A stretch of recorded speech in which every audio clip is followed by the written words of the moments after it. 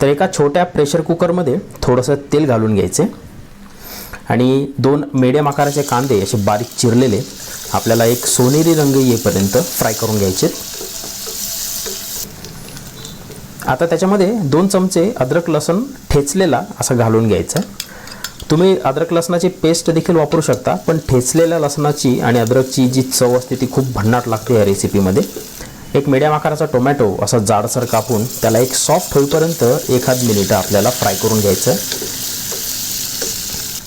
आता अर्धा kilo chicken स्वच्छ धुवून त्याच्यामध्ये घालून घ्यायचं, त्याला मिक्स करून घेऊ पूर्ण।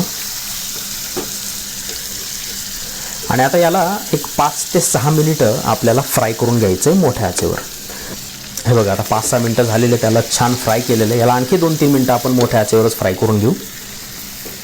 हे चिकनचं जे फॅट असतं ना ते त्याच्यात उतरलं पाहिजे, म्हणून आपल्याला त्याला फ्राय करायचं आहे।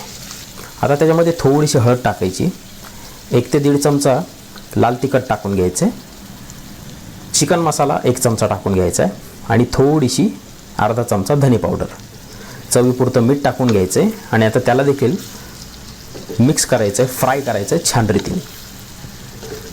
हे बघा आता 1 मिनिटापासून आपण त्याला फ्राय करतोय, मस्त मिक्स झालेलं आहे। आता त्याच्यामध्ये 4 चमचे आंबट दही घालून घ्यायचे। तुम्ही दही कुठलंही वापरू शकता, नॉर्मल किंवा चक्का दही, पण आंबट दही वापरा, त्यानेच आपल्या रेसिपीला टेस्ट येणार आहे। हे बघा आता छान मिक्स झालेलं, दही आपलं पूर्णपणे मेल्ट झालेलं आहे। हे बघा आता हे आजूबाजूला जे तेल दिसतं ना, हे तेल म्हणजे त्या चिकनचं फॅट आहे। आता अर्धी वाटी भिजवलेली तूर डाळ आपल्याला त्याच्यात घालून घ्यायची, अर्ध्या ग्लासापेक्षा थोडंसं जास्त पाणी घालायचं त्याच्यात आणि आता झाकण लावून त्याला 4 शिट्या काढून घ्यायच्यात मध्यम आचेवर आणि 5वी शिटी दाबून ठेवायची, जेणेकरून वाफेमध्ये ते चिकन छान रीतीने शिजतं। हे बघा हा तवंग बघा किती मस्त आलेला आहे आणि 4 शिट्याच एवढ्यासाठी करायला लावलं मी, कारण आपल्याला ती तूर डाळ जी आहे ना ती फक्त शिजवायची होती, तिला गाळगाळ करायची नव्हती।